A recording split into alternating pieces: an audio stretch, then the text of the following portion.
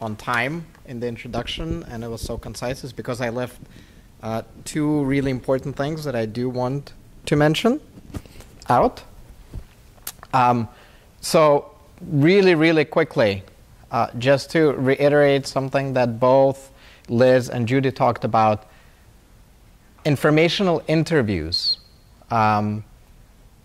I can't emphasize just what a powerful and incredible tool that is and how rarely people use it. So we're talking about sending an email to an executive, to a startup founder, right, to an editor at an Elsevier journal or at PLOS, better at PLOS.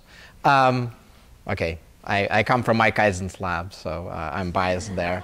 But you know, we have thousands and thousands of registered users on protocols. Maybe 5, 6 people have ever emailed me to say, can I meet with you? Or can I Skype with you? I'm curious what it's like to run a startup. How did you do this, right? And I've never said no. Right? And this isn't about reaching out to people in a company where you want to work. This is about having a conversation, growing your network. It allows you to find those detours, right? We might not be hiring right now, but I might connect it to other people you should talk to who just raised a $10 million round and are looking exactly for the person like you, right? So it's not about informational interviews to get a job, right? This is not a ploy to come into a person and present yourself to them. This is really about finding out what they do, what they like, what they don't like. Is it a good fit for you? And you have no idea how powerful it is and how many people will say yes from Novartis, from PLOS, from startups, right? Just send those emails. That's point one. Point two that I forgot to mention, and there's really 2 more points. Point two, I mentioned the website that will be growing, where we're sharing the survey results. One thing I want to highlight is when we asked the professors in SSE how many of their students ended up in the different academic and non-academic positions, 44% of them said that their trainees from the last 10 years are in tenure-track faculty positions, which of course is significantly higher than the 15 or 20% you typically hear for NSF. And I have a note there, but I really want to underscore. So A, people in evolution and the academic career options in evolution might be different from the NIH and NSF numbers that are thrown around for biomedical.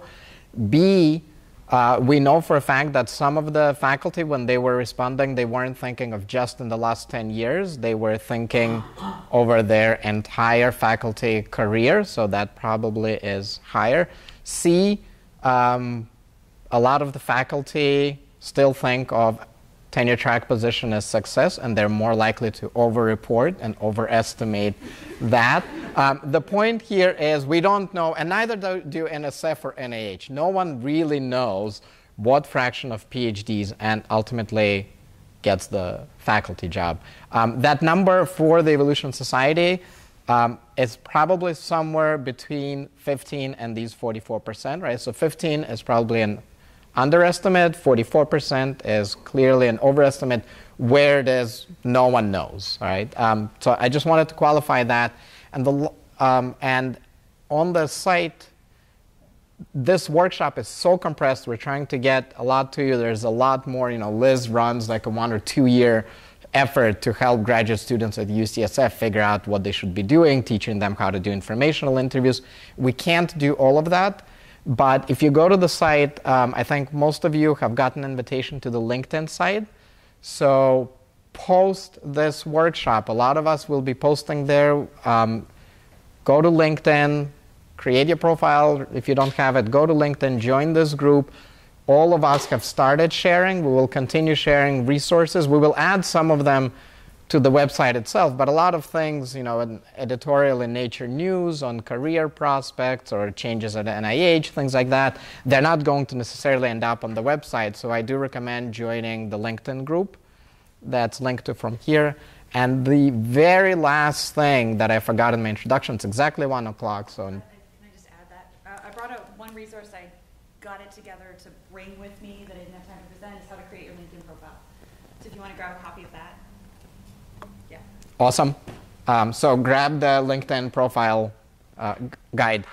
And last thing I was going to say that I forgot in the introduction, when I was talking about how valuable you are, there is a misconception. Sometimes students and postdocs both feel, oh shit, I'm not going to be in academia, so I should probably go get a business degree, or I should get a writing degree. I've had these questions, I've had people ask. And then we run a career advice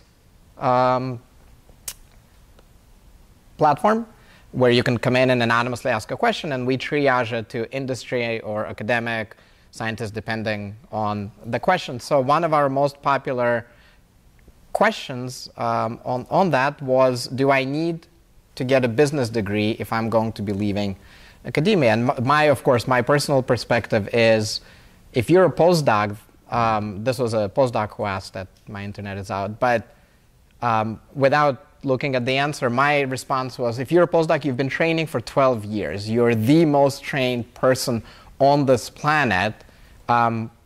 Pretty sure what you don't need right now is more school, right?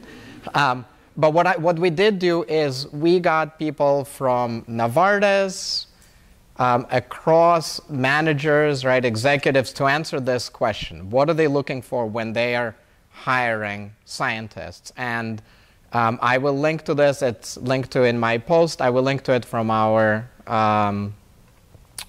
site and from the LinkedIn group.